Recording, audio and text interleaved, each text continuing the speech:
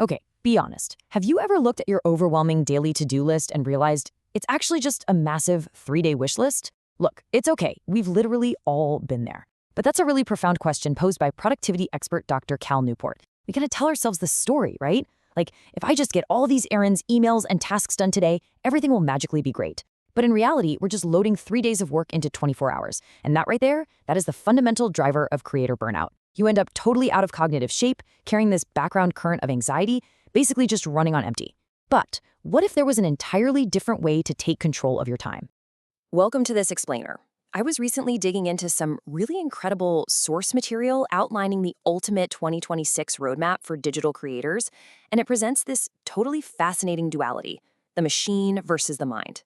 Today, we're going to look at exactly how to leverage high-tech 24/7 AI automation to handle all the heavy lifting of production while, and this is the key part, simultaneously maintaining a calm, human, Zen-like mindset.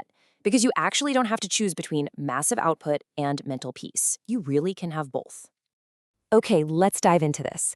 Here is our comprehensive roadmap for thriving without burning out. We'll be covering escaping the burnout trap, the rise of faceless channels, finding profitable niches, monetizing beyond ads, global AI aesthetics, and lastly, the zen of content creation. Starting with Section 1, escaping the burnout trap. It is officially time to stop the pseudo-productivity.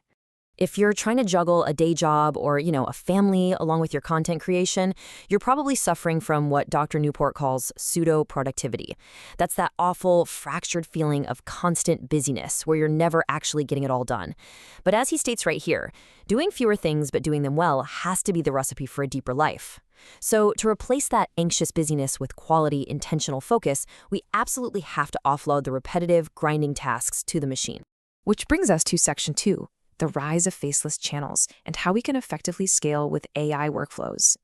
The technology available right now is just wild. I mean, AI can literally cut production time from 10 hours down to just 15 minutes.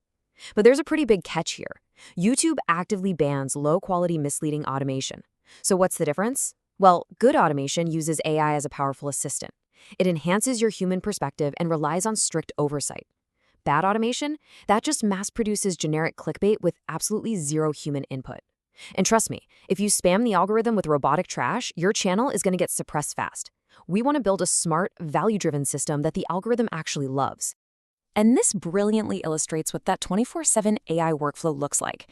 It's basically like building a visual drag-and-drop factory for your content. Step 1, you analyze your audience using AI data tools, think TubeBuddy, to find those juicy search gaps. Step 2, you build specialized AI agents to handle distinct tasks. And Step 3, you chain them all together into a seamless pipeline using low-code platforms like LateNode or Make.com.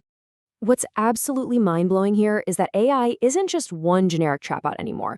You are effectively hiring an entire team of specialized digital workers. You've got platforms like Gumloop acting as your researcher, literally scraping niche headlines while you're asleep. You have Subscriber.ai acting as your story architect, writing scripts that are trained on viral retention metrics. And you've got tools like OpusClip autonomously finding viral moments to curate. Your AI team is working 24/7, which leaves you to just be the executive producer. Moving on to Section 3, finding your profitable niche. Because AI is basically useless if you aren't targeting high demand. The difference between a channel earning $500 a month and one earning $15,000 often comes down to your niche and your narrative. The data shows that storytelling and narrative content actually achieves 2 to 3 times higher completion rates than standard info dumps. Whether we're talking about historical mysteries, true crime, or animated Reddit stories, humans are just hardwired for narrative arcs. And the algorithm? It wildly rewards that watch time. Now, what's really interesting about this slide is how profitability scales wildly based on your topic. Advertisers pay a massive premium for viewers researching personal finance or technology. A finance channel with a fraction of the views can easily out-earn a massive general entertainment channel. And because these high-CPM niches reward deep, accurate research way more than personal on-camera charisma, they're absolutely perfect for automated faceless channels. Okay, Section 4, monetizing beyond YouTube ads. It is time to start building a real back-end business. So many creators treat the YouTube Partner Program as the finish line, but relying solely on standard AdSense, which pays, maybe $1 to $6 per thousand views, is a total trap. Look at this breakdown. You absolutely do not need 1,000 subscribers to start making money. You need 0 subscribers to use affiliate links or sell digital products. And surprisingly, a highly targeted audience of just 500 professionals watching a niche video is vastly more valuable to a B2B sponsor than 50,000 random viewers scrolling by. If you're a smaller creator, you should really be using the ROP method to pitch brands. Make sure your pitch is relevant to their current campaigns, organic to your own style, proof-backed by your past work, and super easy for them to execute. And here's a brilliant little secret. If your personal subscriber count is still low, just pitch them your services to produce content for their brand's channels.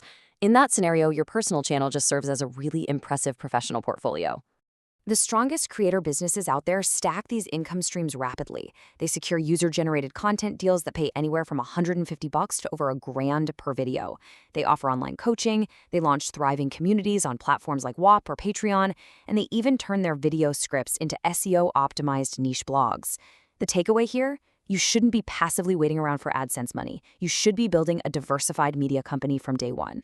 All right, Section 5, Mastering Global AI Aesthetics. Let's dig into cultural color theory. So the crucial point is this. If your AI generations don't adapt to regional sensibilities, you're going to fall right into the uncanny valley. A generic prompt simply doesn't work globally. For East Asian markets, prompts need keywords like porcelain sheen and negative space to convey purity. European audiences respond better to naturalism, so you'd prompt for things like teal shadows and desaturation. Meanwhile, North American audiences love dynamism. Think fast-tracking cameras and high contrast. It's the exact same product, but it has to be spoken in 3 entirely different visual languages to build cultural trust. To actually achieve this at scale, professional creators use a multi-regional generation pipeline. First, you establish a master image as your brand anchor, and then you branch out your prompts based on those specific regional aesthetics. But look closely at step 4. Actually, scratch that. I really want to emphasize this one. Human-in-the-loop review.